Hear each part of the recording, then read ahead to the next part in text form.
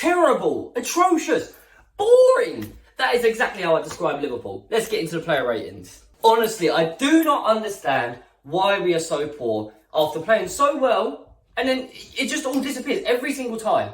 I said it as a warning in my last video. So many players just underperforming. A terrible team performance. It was terrible. The second half was better. First half, there was no point in turning up for 45 minutes. We're lucky to only be 1 down at half time, and the damage was already done.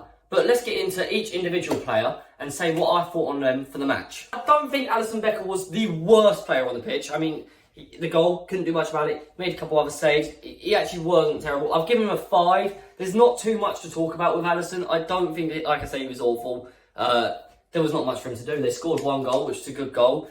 More of a defensive issue than Alisson's. And other than that, he did his job. Once again, Trent Alexander-Arnold was non-existent in the Liverpool defence and non-existent in the Liverpool attack.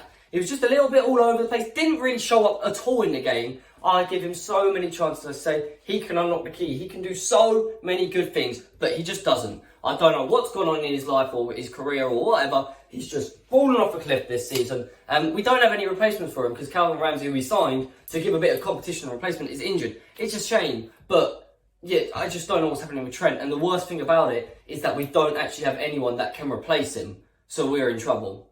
All the defenders, I thought Konate was the best. He did play him on side for the goal. Van Dijk got dragged out by Solanke and they played it well. To be honest, I could say it was a good Bournemouth goal and a good move. And they completely played our defensive line. Konate, without him today, I think it would have been more like the Wolves performance where we lost 3-0. So we can be thankful that he was there. He was the best out of defence today, a defence that didn't perform. Given him a match rating of 5, but that's about all I can say on it. I don't understand what is going on with Virgil van Dijk. He is just so lazy sometimes. He just turned up today and he may as well not have. I say that and I actually think Joe Gomez might have done just as well as Van Dijk did today.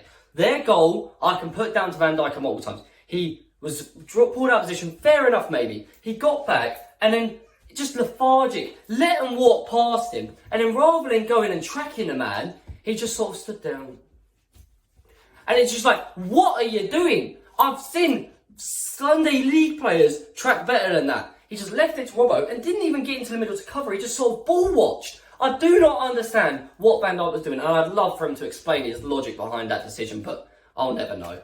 To Trent Alexander-Arnold, but not as bad throughout the course of the season, is Andy Robertson. He's also dropped in his standards massively from previous seasons.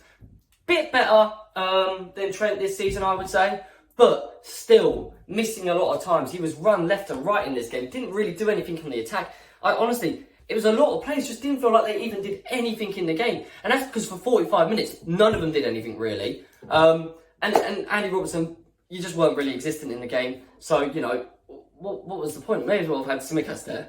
Every single time I say it, Fabinho plays terrible. I say get him out of the team, and then I think, oh, he's had a couple of decent performances. Let's put him in. Let's give him a go. And then he goes back to being terrible. In the first half, non-existent. The whole team was. I'm just going to say that every single time. In the second half, when he got to stay on for a longer time than some of the other players, and then he just boots the ball out of play.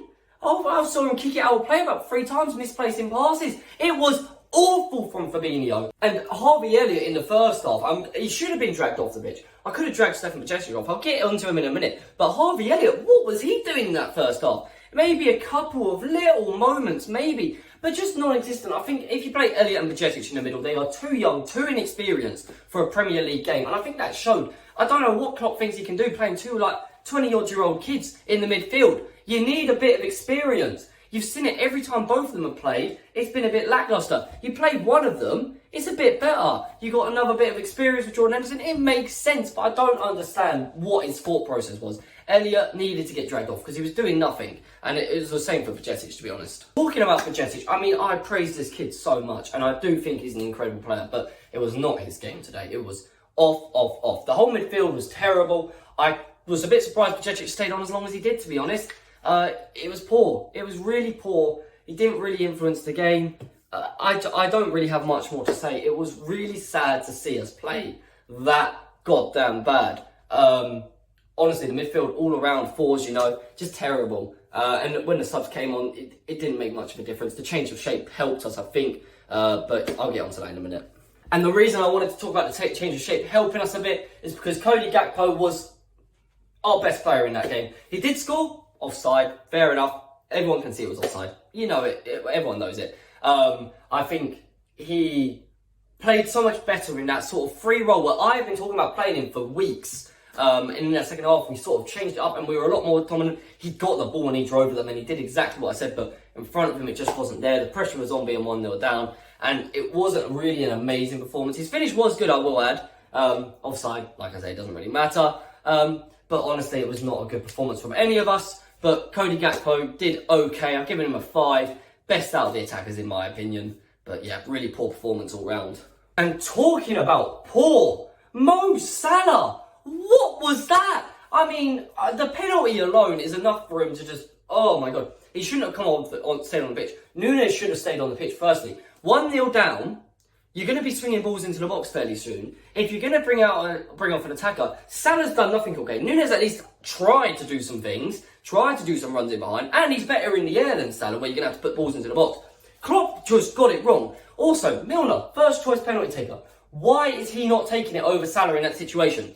Awful penalty. Salah missing the entire game. I can't deal with it. Honestly, I cannot deal with how bad we were. And Salah was just a summary of the whole performance, to be honest. Darwin Núñez didn't really have the game to be able to influence either. It was a shame. It was sad to see. Not good enough. Again, like I say, I think he should have stayed on for longer. I think he was just about getting into his stride maybe when Klopp took him off. And I don't think Firmino did anything when he came on that was worthy of replacing Núñez. And like I said, we just lost that aerial influence in the air. And once he came off, to be honest, we didn't have anything, did we? We had the penalty shortly after, but that was nothing to do with anything that the change made. And it was awful. It was terrible. I do not understand what Klopp was doing. I don't know what any of the team were doing today. It was like they turned up for a 12:30 kickoff, still hungover from the night before maybe, it seemed like, and just terrible. And I've given the subs just a collective rating of 5, right? I think Jota did pretty well when he came on, to be honest. I think he influenced the game a bit. It was one of his better performances. He would have scored. That was going in, and it got given as a penalty. He'd done everything he could have done. It's not like he deliberately handballed it, the guy. So it's not like there was an injustice done or anything like that. But it's on Salah for missing the pen. The rest of the subs, the change of shape was okay. None of them really influenced the game at all or did anything. Fabio Carvalho didn't have any time to. And Firmino, just nothing again, really. It was a bit of a shame. Maybe if he'd come on earlier, he might have had more of an influence. Started the game, started with a 4-2-3-1, like I said, rather than change to a halfway through where it's too late. Might have made a difference, but yeah, it was a terrible, terrible performance. And like I say, guys, that is just, it's so painful to watch. It was just boring and terrible, lackluster. Everything bad about Liverpool's season that you have seen throughout the whole year was in that performance. It was back to, we beat Man United 7-0, great! But we'd do shit anyway afterwards. Who gives a cat? Because we beat United 7-0, yeah? No, it's not good enough. It is not good enough. It does my nut in. And you know what? If we play like that against Real Madrid, oh my God, we're going to be the ones losing 7-0. So on that note, until next time, guys. Peace!